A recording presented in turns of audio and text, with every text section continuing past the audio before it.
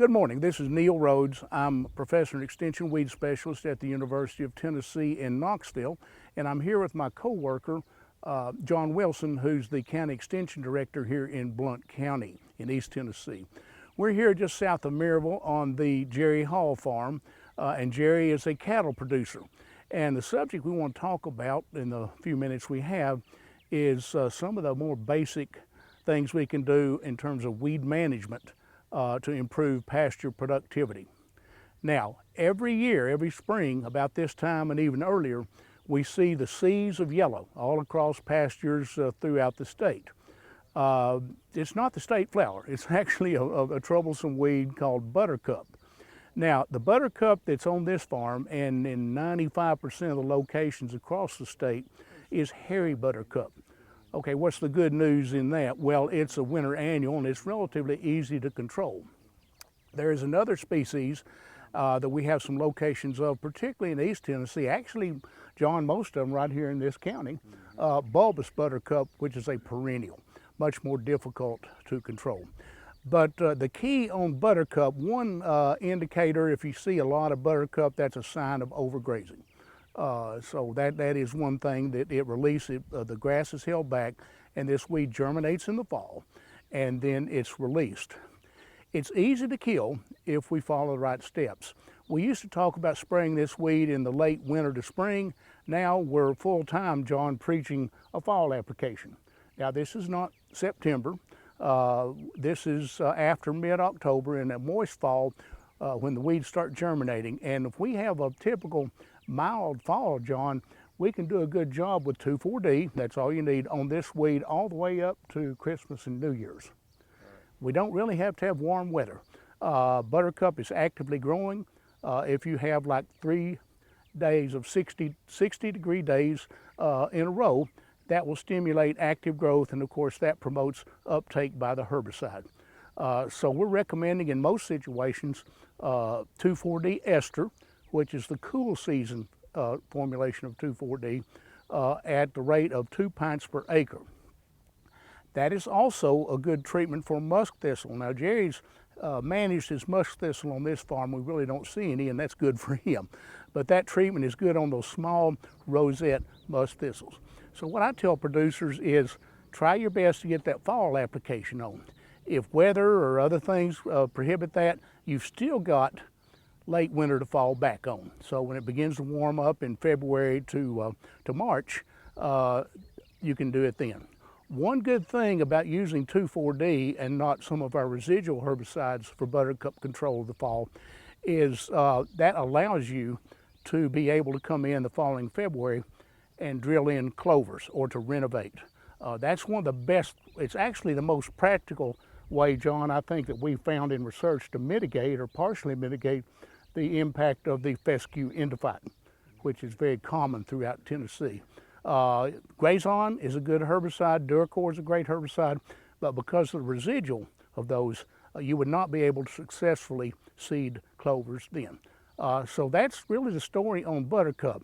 People ask me all the time, well, how many years in a row do I have to spray? Of course, I give them a good college boy answer, well, it depends. It depends on how the field's been managed in the past.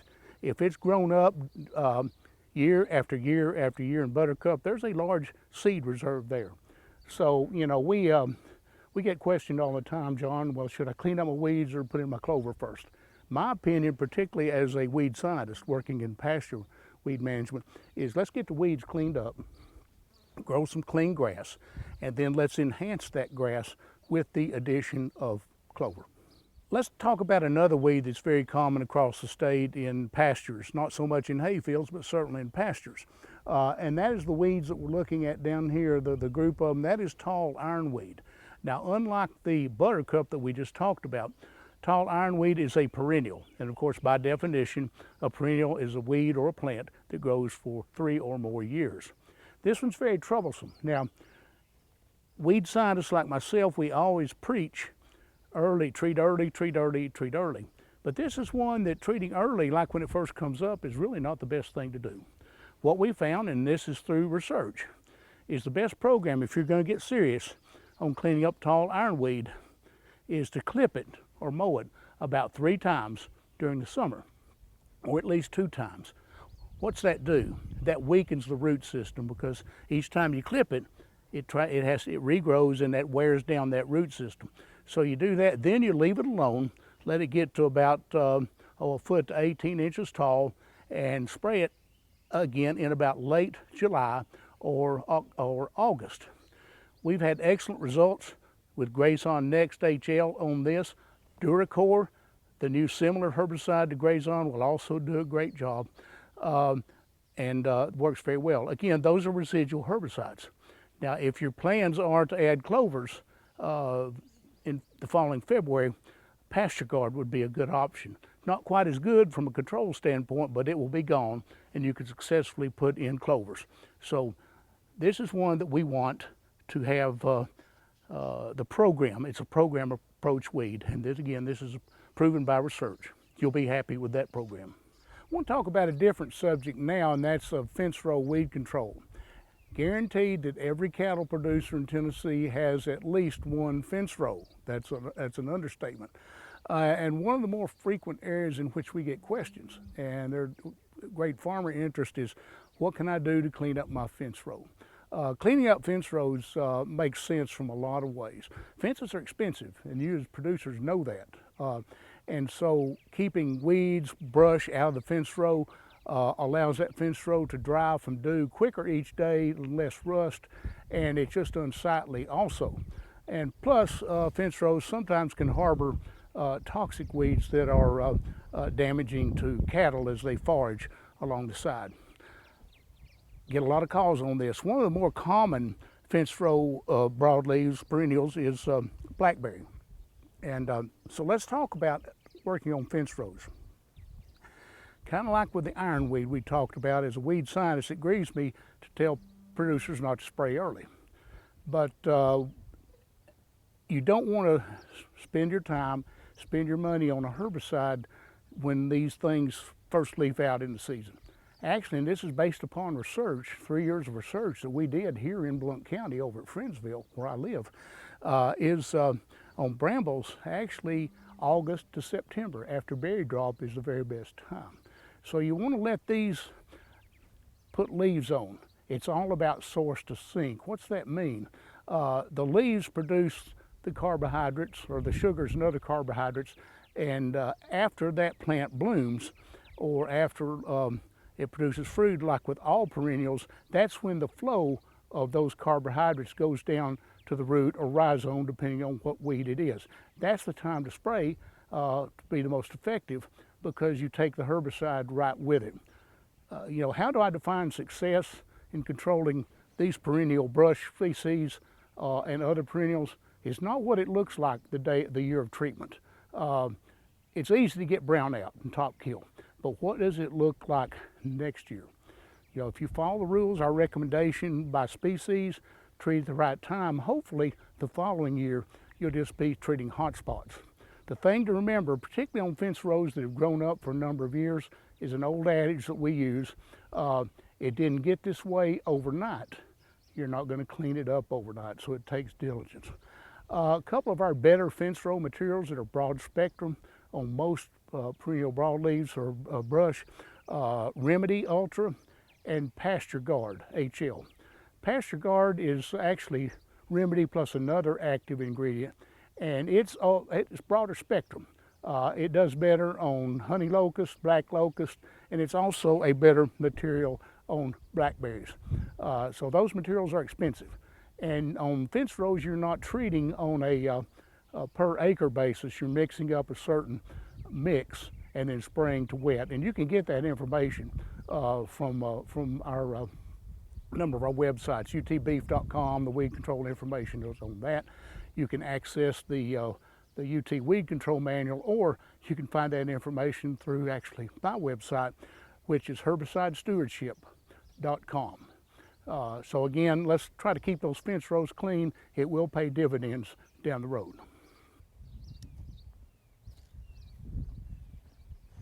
Good afternoon, folks.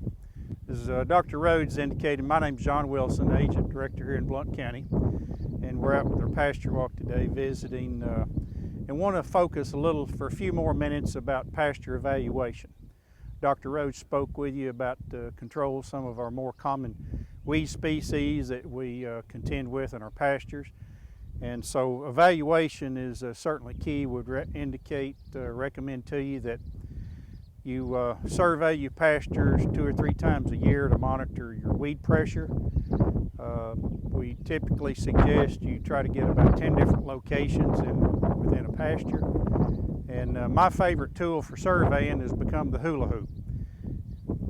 And in this case, I've got a classic UT orange hula hoop. And in your mind's eye, we want to look at what ends up within our survey zone, which is inside the hula hoop. And so we want to estimate desirable forages versus undesirable species or weeds. So in this case, as you see, going back to Dr. Rhodes' comments earlier, we've got buttercup here. We've also got some of our cool season species represented. We've got some clovers. And long story short, what we hope to find is, and try to maintain within a pasture, is about 70% or greater desirable forage species, and keep our weeds to a minimum.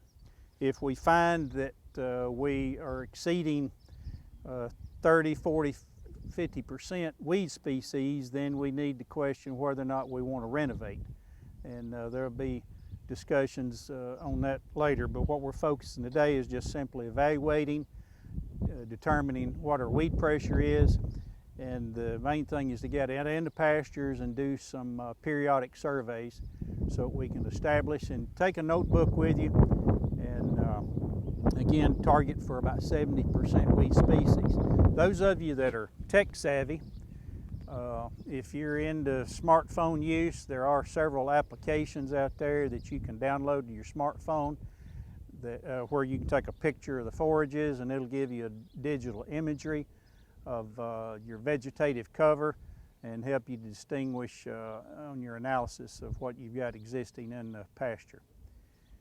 So I want to thank you for your time and visit with us, and we appreciate you being with us here at the Milan Virtual No-Till Field Day for 2020, and hope to see you again in 2022. Thank you. We certainly appreciate you joining the Milan No-Till Field Day this year, and agreeably it's a bit different this year in the era of social distancing, but it is our hope that you've enjoyed it nonetheless, and that you have been able to pick up some information to improve your farming operation. And one benefit is you get to watch this video under the comfort of your air conditioner. So again, this is Neil Rhodes, Extension Weed Specialist in Plant Sciences in Knoxville, and my colleague John Wilson, Blount County Extension Director. Thank you and have a good day.